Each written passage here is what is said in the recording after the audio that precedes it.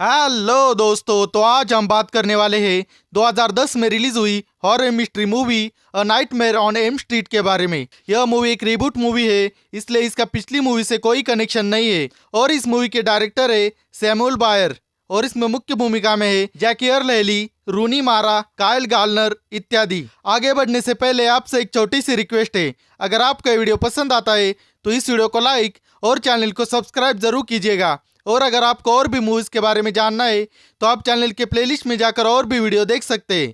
तो अब इसकी कहानी पर बात करते हैं। मूवी की शुरुआत में हमें कैफे दिखाया जाता है जहाँ डीन नाम का एक लड़का बैठा है। तो वहाँ के वेटर से कॉफी मांगता है, पर वो उसकी बात नहीं सुनती और वहाँ से चली जाती है। तो डीन उसका पीछा करता है, तभी वहाँ पर फ्रेडी आ जाता है और उस पर हमला कर देता है। लेकिन तभी वहाँ पर नैन्सी आ जाती है और उसे उठा देती है। मतलब वो कैफे में ही सो गया था। उस कैफे में नैन्सी काम करती है जिनका रोल रूनी मारा ने निभाया है। फिर वहाँ पर डीन की दोस्त क्रिस आ जाती है और डीन से बात करती है। उस कैफे में क्विंटन भी अपने दोस्तों के साथ आया है। क्विंटन का रोल इस मूवी में कायल गार्नर ने निभाया है। उन दोस्तों में जेसी नाम का एक लड़का है जो क्रिस का पुराना बॉयफ्रेंड है। फिर क्विंटन और उसके दोस्त वहां से चले जाते हैं और नैन्सी और क्रिस अंदर चले जाते हैं। तब डीन की आंख लग जाती है और वहां पर फ्रेडी आ जाता है और उसे मार देता है। क्रिस यह सब देखती है तो देखने में ऐसा लगता है कि डीन ने अपने आप को ही मारा है। फिर अगले दिन डीन का फ्यूनरल होता है तो वह क्रिस को फ्रेडी का बुरा सपना आता है। फिर शाम को जब नैन्सी कुछ देर के लिए सो जाती है तो फ्रेडी उसे पकड़ने की कोशिश करता है, लेकिन नैन्सी जाग जाती है और बच जाती है। वही क्रिस अपने घर पर अपने बचपन की तस्वीरें ढूंढती है, क्योंकि उसे लगता है कि वह सारे दोस्तों को बचपन से जानती है, लेकिन उसे अब यह याद नहीं है। लेकिन तभी फ्रेडी उस पर हमला कर देता है। मतलब वो सपना देख रही थी, लेकिन बाद में वह जाग जाती है और बच जाती है। फिर अगले दिन स्कूल में भी वह लेक्चर के वक्त सो जाती है तो फ्रेडी उस पर हमला कर देता है, लेकिन वह घबरा कर जाग जाती है और अपने घर चली आती है। फिर उसकी माँ काम पर जाती है तो वह रात को अकेली ही होती है। तो वहाँ पर उसका पुराना प्रेमी जेसी आ जाता है। फिर वो दोनों अपने बुरे सपने के बारे में बात करते हैं। फिर रात को क्रिस सो रही होती है, तब उसे फिर से सपना आता है कि फ्रेडी ने उसके कुत्ते को मार दिया है। फिर फ्रेडी उसका पीछा करता है और अंत में उसे मार भी देता है। इससे वो असली दुनिया में भी मारी जाती है। यह सब जेसी देखता है और वहां से डर कर भाग जाता है। फिर वो वहां से नैन्सी के पास जाता है और उसे फ्रेडी के बारे में बताता है, लेकिन तभी वहां पर पुलिस आ जाती है और उसे गिरफ्तार करती है। तो इन सभी घटनाओं के कारण नैन्सी बहुत परेशान होती है। तो क्विंटन को फोन करती है और अपने सपनों के बारे में उसे बताती है। असल में क्विंटन को भी बुरे सपने आते हैं और वह सपनों के बारे में रिसर्च भी कर रहा है। फिर अगले दिन जेसी को जेल से छोड़ दिया जाता है तो वह जा रहा होता है, तभी अचानक से एक पुरानी फैक्ट्री में पहुंच जाता है। तो वहाँ पर फ्रेडी भी होता है तो उसे बेरहमी से मार देता है, जिससे वह असली दुनिया में भी मारा जाता है। असल में वह जेल में ही था और सो गया था। तो अब नैन्सी और क्विंटन ही बचे, बाकी उनके सारे दोस्त मारे जा चुके हैं। तभी नैन्सी को लगता है कि वह उन सारे दोस्तों को बचपन से जानती है, लेकिन उसे अब यह याद नहीं है। यह बात जब वो अपने माँ से करती है तब वो इन सारी बातों से इनकार करती है। देखा जा सकता है कि इन सारे बच्चों के माता पिता उनसे झूठ बोल रहे हैं। फिर नैन्सी नहाने जाती है तो बाथ टब में ही सो जाती है, लेकिन सोने से पहले वो अलार्म लगा देती है। फिर वो सपना देखती है कि वह छोटे बच्चों के स्कूल में है, लेकिन तभी वहाँ पर फ्रेडी आ जाता है, पर वो नैन्सी को नहीं मारता।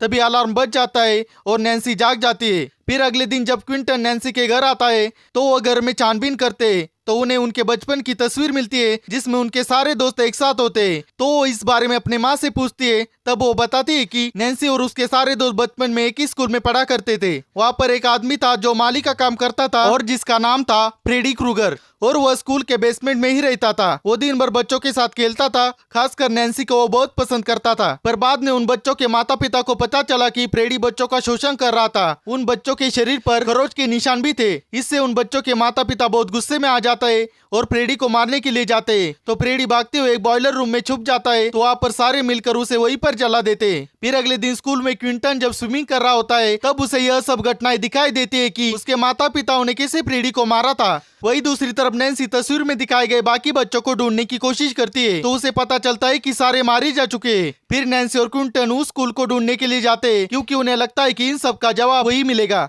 तो जाते समय रास्ते में वह एक मेडिकल स्टोर में रुकते हैं तो वहाँ क्विंटन नींद न आने की दवाई लेने जाता है। तो वहाँ नैन्सी सो जाती है और उसे सपने में फ्रेडी भी नजर आता है। तो फ्रेडी उस पर हमला कर देता है, पर नैन्सी जाग जाती है और उसका हाथ भी जख्मी होता है और उसके हाथ में फ्रेडी के स्वेटर का टुकड़ा होता है। फिर क्विंटन उसे लेकर हॉस्पिटल जाता है जहाँ नैन्सी की माँ भी होती है। फिर वह डॉक्टर नैन्सी को नींद की दवाई देने की कोशिश करती है, पर नैन्सी ऐसा होने नहीं देती। फिर डॉक्टर और नैन्सी की माँ जब बात कर रहे होते तब वहां से नैन्सी और क्विंटन भाग जाते और स्कूल की तरफ जाते। फिर वो योजना बनाते हैं कि नैन्सी सपने से फ्रेडी को बाहर लेकर आएगी और क्विंटन उसे मार देगा। फिर वो जा रहे होते तभी क्विंटन को रास्ते में फ्रेडी नजर आता है, जिससे वह घबरा जाता है और उनकी गाड़ी का एक्सीडेंट हो जाता है। फिर वो गाड़ी से बाहर निकलकर आगे जाते हैं तो देखते हैं कि वो स्कूल तक पहुंच चुके हैं। फिर वो स्कूल के बेसमेंट में जाते हैं जहाँ पर एक छुपा हुआ कमरा होता है, तो उसमें जाते तो देखती कि वहाँ उन बच्चों की फोटोज है और नैन्सी की बचपन की ड्राइंग्स भी है। फिर नैन्सी वहाँ पर सो जाती है और क्विंटन एक लोहे का टुकड़ा ले लेता है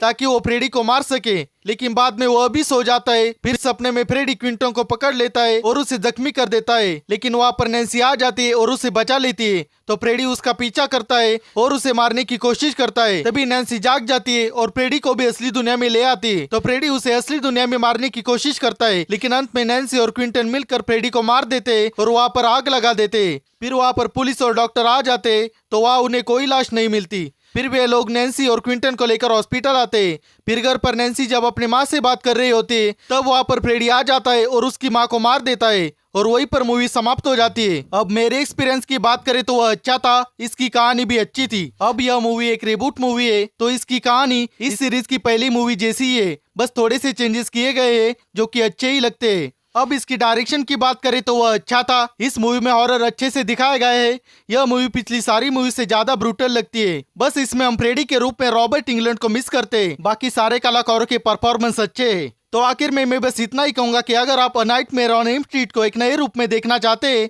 तो आप इसे एक बार देख सकते हैं। तो अब इस मूवी के अदर डिटेल्स के बारे में बात करते हैं। इस मूवी का रन टाइम 1 घंटा और 35 मिनट है। इसकी IMDb रेटिंग 5.2 आउट ऑफ 10 है और इसका रॉटेन टोमेटो स्कोर 14% है। इसकी बजट की बात करें तो वह था $35 मिलियन और इस मूवी ने कमाए थे $170 मिलियन। इसकी पेरेंटल गाइडेंस की बात करें तो इसमें कोई न्यूडिटी नहीं है और वायलेंस की बात करें तो इसमें खून खराबा दिखाया गया है। इसकी रेटिंग R-रेटेड है, तो आप इसे परिवार के साथ नहीं देख सकते। और लैंग्वेज की बात करें तो यह मूवी इंग्लिश के साथ हिंदी में भी अवेलेबल है। तो दोस्तों इस वीडियो में बस इतना ही। अगर आपने यह मूवी देखी है तो आप अपना एक्सपीरियंस कमेंट सेक्शन में जरूर शेयर करें और अगर आपको यह वीडियो पसंद आता है तो इस वीडियो को लाइक करके अपना प्यार जरूर दिखाइए और चैनल को सब्सक्राइब करके सपोर्ट जरूर कीजिएगा। मिलते हैं अगली वीडियो में। Good bye.